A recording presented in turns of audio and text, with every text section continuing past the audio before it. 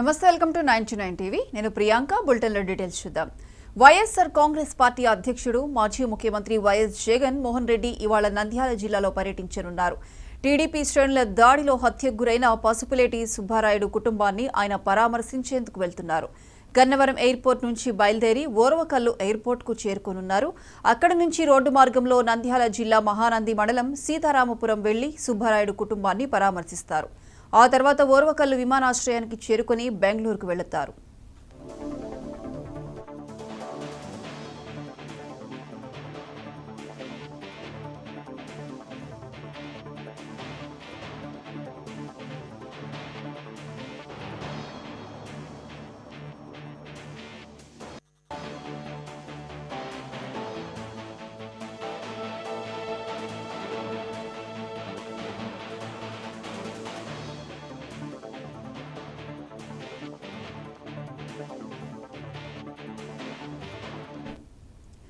అయితే వైఎస్ జగన్ ఎందుకు బెంగళూరు వెళ్తున్నారనే దానిపై ఎలాంటి సమాచారం ఇప్పటివరకు లేదు. 3-4 రోజుల పాటు అక్కడే బస చేసే అవకాశం ఉందని ఆ పార్టీ వర్గాలు అంటున్నాయి. కాగా అధికారం కోల్పోయిన తర్వాత జగన్ పదే బెంగళూరు వెళ్లడం రాజకీయ వర్గాల్లో చర్చనీయాంశంగా మారింది. ఇప్పటికే 2 సార్లు బెంగళూరు వెళ్లి వచ్చారు. ఇదిలా ఉంటే ఎమ్మెల్సీ ఉప ఎన్నిక నేపథ్యంలో ఉమ్మడి విశాఖపట్నం జిల్లాలో వైసీపీకి చెందిన స్థానిక సంస్థల ప్రజాప్రతినిధుల్లో కొందరిని బెంగళూరులో క్యాంపుకు జగన్ తరలించిన విషయం తెలిసిందే. ఇక దీనికి సంబంధించి పూర్తి అప్డేట్స్ మా ప్రతినిధి మస్తాన్ ఫోన్ లైన్ అందిస్తారు. మస్తాన్.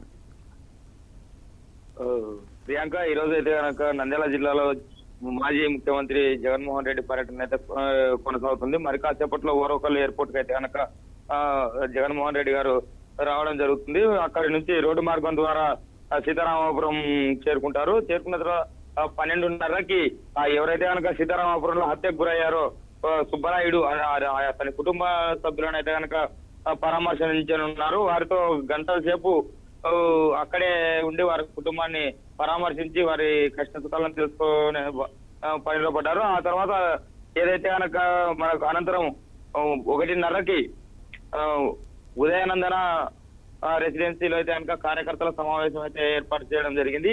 అక్కడ కూడా ఒక గంటన్నర సేపు అక్కడే ఉండే అవకాశం ఉంది. ఆ తర్వాత అదే రోడ్డు మార్గంలో ఓర్వకల్లు ఎయిర్పోర్ట్ నుంచి బెంగళూరుకు వెళ్లే అవకాశం ఉన్నట్టుగానే మనకు తెలుస్తుంది. ప్రియాంక, మస్తాన్, అయితే వైఎస్ జగన్ పదే బెంగళూరు వెళ్లడానికి గల కారణాలు ఏ విధంగా చూడొచ్చు?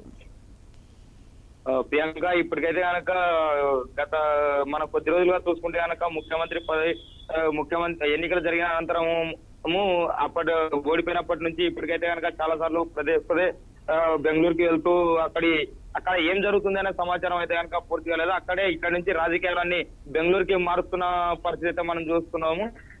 ఒక పక్క అయితే కనుక ఎవరు కలవాలని అనుక బెంగళూరుకి వచ్చి కలవాలి, అక్కడే చూసుకోవాలి అని చెప్పి కూడా సాయి చెప్తున్న పరిస్థితి. కార్యకర్తలు అయితే కనుక బెంగళూరు ఇక్కడ స్ట్రెస్ ఉంది, దాంతో పాటు ఇక్కడ కార్యకర్తలను ఇక్కడ సరైన సెక్యూరిటీ లేదు అనే విధంగా కూడా అక్కడికి వెళ్తున్నాడని కూడా ఇక్కడ ఉన్న స్థానికుల వైసీపీ నాయకులు అయితే కనుక చెప్తున్న పరిస్థితి. అది పూర్తిగా ఏం జరుగుతుంది అనే విషయం కూడా మన కొద్ది రోజుల్లో కూడా బయటపడే అవకాశాలు కూడా ఉన్నాయి.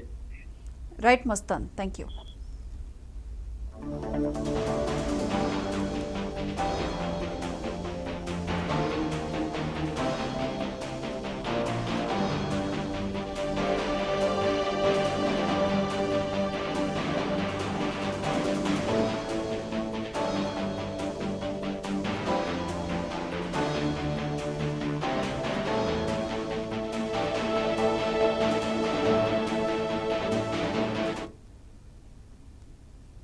గత్యంతరం లేని పరిస్థితిలో ప్రజల సొమ్ము దుర్వినియోగం